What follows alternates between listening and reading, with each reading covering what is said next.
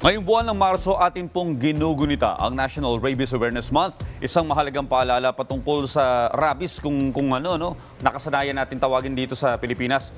Ito po ang isang sakit na maring maging malubha at humantong sa kamatayan kapag hindi agad naagapan. Kaya naman Audrey, upang mas maunawaan natin kung ano nga ba ang rabies, paano ito naipapasa at ano-ano ang mga paraan para makaiwas dito. Makasama natin ngayong umaga si Doc Samina Cosir Khan, isang emergency medicine specialist. Good morning, Doc, and welcome po dito sa Rise and Shine Pilipinas. This is Prof. Fee together with Audrey. Rise Morning, and Doc. Shine.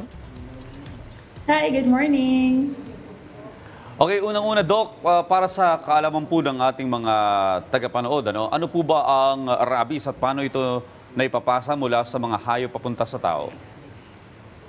Okay, so ang rabies po ay isang viral infection. Nakukuha po natin yan sa kagat ng hayop, no? Yung rabies virus po, namumuhay po yan sa laway or sa saliva ng mga hayop. Kaya kapag po tayo ay nakagat, yun po nagkakaroon ng opportunity yung virus para makapasok sa katawan natin. Kumakalat yung virus, aakyat po sa ating nervous system. So, once nakarating po yan sa utak natin, naapektuhan na po yung brain natin, nagkakaroon po tayo ng tinatawag na encephalitis. No? Kaya yung mga pasyente po na nagkakaroon ng rabies infection, nagkakaroon po sila ng change in behavior, nahihirapan sila huminga, naapektuhan yung muscle movements nila, takot sila sa tubig, may confusion sila. So unfortunately, kapag nakarating na po yung virus sa central nervous system or sa utak, wala pong lunas yung sakit na ito, and almost always po fatal po yung rabies infection. Nako, delikado talaga. Kaya dapat maging maingat tayo. Doc, ano-ano po ang mga karaniwang senyales o sintomas ng rabies sa tao na dapat bantayan? Okay. Medyo in the first few days or even weeks or months, no, dun sa tinatawag nating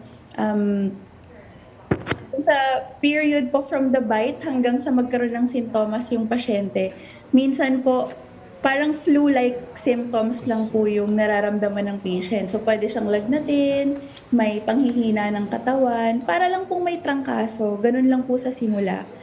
Pero kapag po ang virus po ay napunta na po sa nervous system natin, at lalo na po kung nakarating na po siya sa brain natin, nagkakaroon na po ng difficulty in swallowing yung patient, may confusion, parang balisa siya, wala siya sa wisyo, ganun po. May fear of water, may confusion, agitation, and then usually tuloy-tuloy na po yun hanggang sa maging fatal po yung situation. Okay, Doktora, at po para sa kaalaman ng ating mga kababayan, ano po ba yung paunang lunas o first aid kung sakasakaling ang kamag-anak natin nakagat po ng hayop?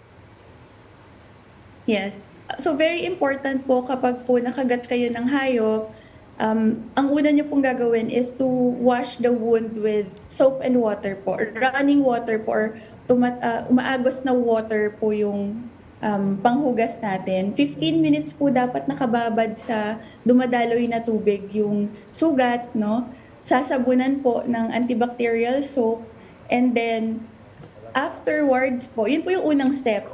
That will actually decrease the chances of infection already. Malaking bagay po yun para maiwasan po yung rabies infection.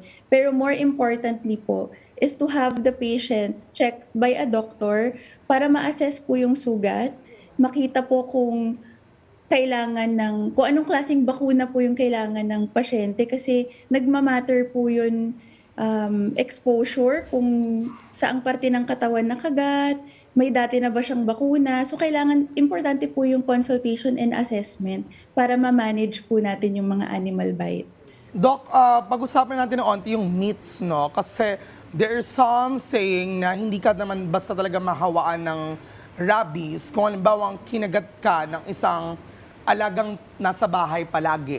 O kaya naman kapag ikaw ay kailangan daw pag nakakagat ka ay sisipsipin daw ng isang albularyo yung sugat, o kaya naman Kailan yung rabies maging effective, Doc? Kahit kapag kinagat ba o kahit nakalmot lang?